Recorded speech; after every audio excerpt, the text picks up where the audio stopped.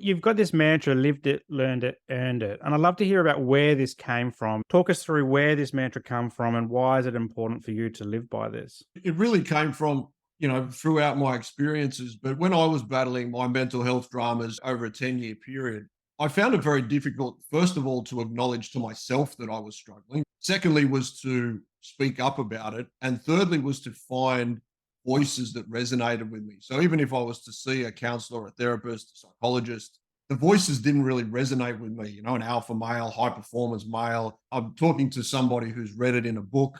I don't really know if they've done it. Have they experienced what I've experienced? All of those sorts of things. Now, that's not to denigrate the work that they do or the value of them, because I've had a lot of value out of psychologists, psychiatrists, and counselors. But at the time, it didn't seem like these people could understand my feelings. Not that they had to have been in the police, but I didn't even know if they'd ever struggled with anything, and it didn't appear that way to me. So when I started down this path, originally I started, working with men specifically on some of their mental health issues. It was very important to me that they understood that I have lived it and lived it on both sides. I've lived it from being the alpha male, from being the high performer in the high pressure world. So I understand what that feels like.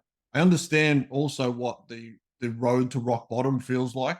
So I've lived that part of it. I've also lived the path out as well. And so I understand, certainly from my own experience, the journey from being up, being down, and building your way back out. The learned it part, I mean, the only way that I got out was to learn. It was to start to understand how the mind works, the neuroscience, the psychology. So I did a lot of informal training to help myself, and then gone back and done some formal training. I've now got a master's in brain and mind sciences, and I'm working on some counseling stuff as well. And so that became, it's now learned. I haven't just lived the experience. I've actually got some academic and theory fundamentals behind it. And look, to be honest, the earn part, it's just hard work. I was at rock bottom. I was at that moment in time where you start to consider the value of your own life. And to get from there to where I am now in a 5-year period, that's earned. There's nothing but your own work going into that gets you there. And so it really resonated with me that I've had these experiences, I've learned all this stuff, but if I didn't do it, I still wouldn't be where I am. And that's where the trilogy of those things come together. Yeah, I love this. It highlights the importance, I believe, in lived experience in this kind of area, particularly for guys. And I focus in my therapy business on guys specifically for having lived with undiagnosed mental illness for over 20 years. And then I still live with it today. And I don't hide away from that, but it helps the guys when they come into my therapies to say, do you know what it's like to feel like shit? And I'm like, well, yeah, I do, actually. But this is not about me, but I can give you some of my tips or tools or things that I've learned along my journey. And that's been both, academic, but also in my own therapy as well. So I often bring tools that my therapists give me as well and share with Yeah. my guys.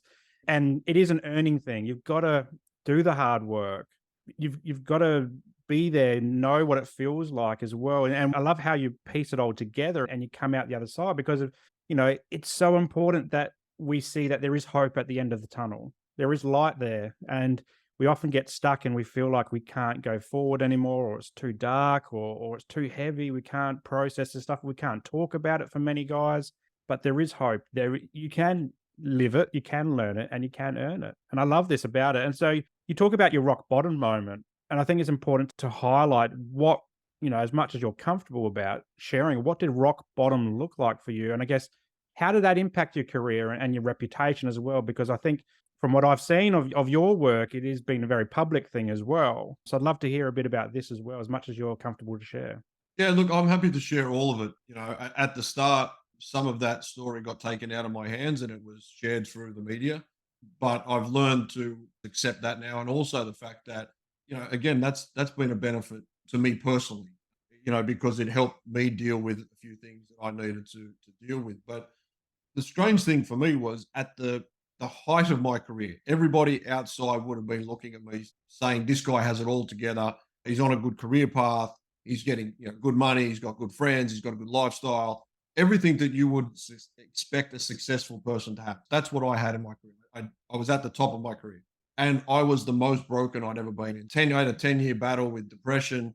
That all happened in the last 10 years of my career. So the best parts of my career was the worst parts of my internal life. And I also had a gambling addiction. That's where I went to escape.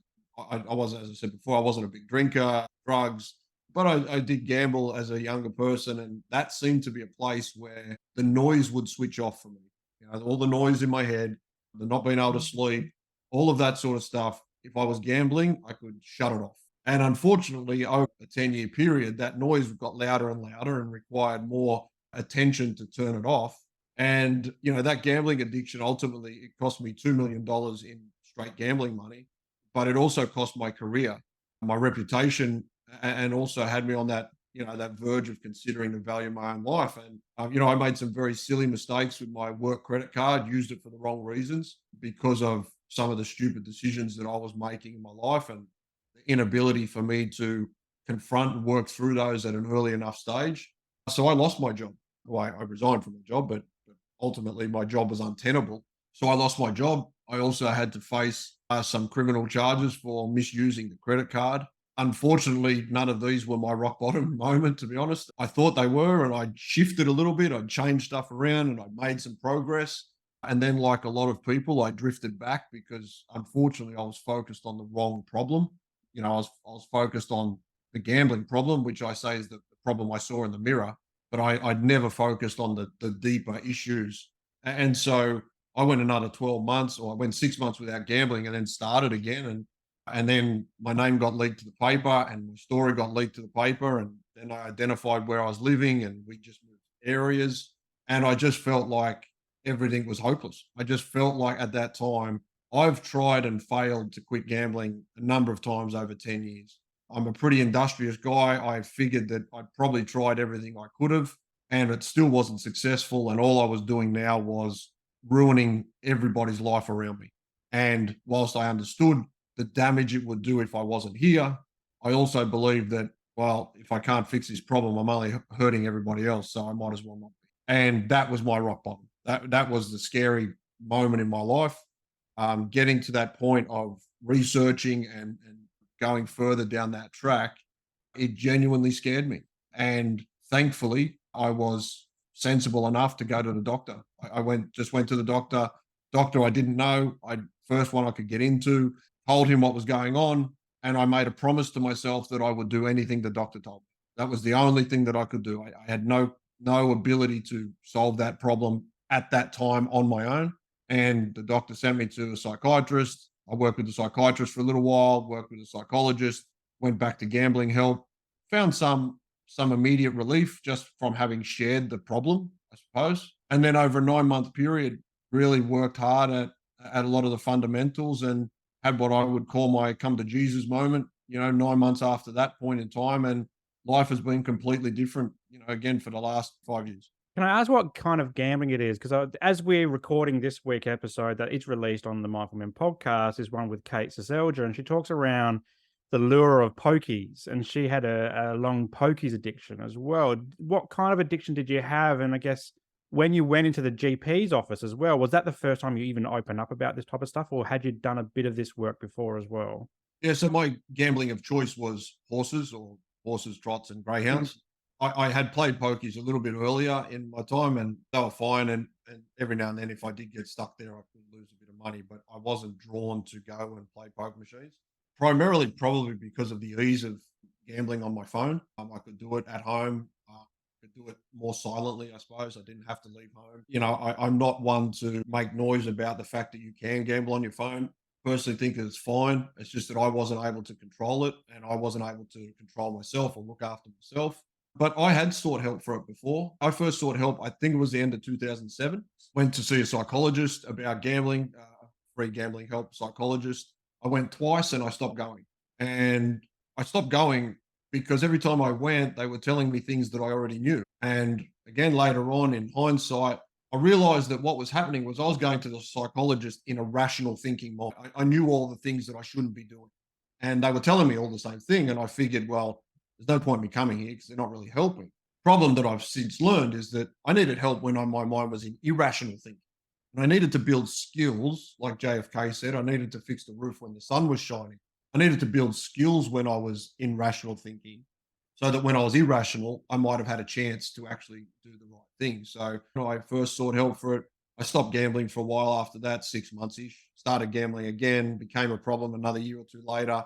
Didn't see any help then, but went through a similar path personally and stopped gambling again. So focused on doing things to stop gambling.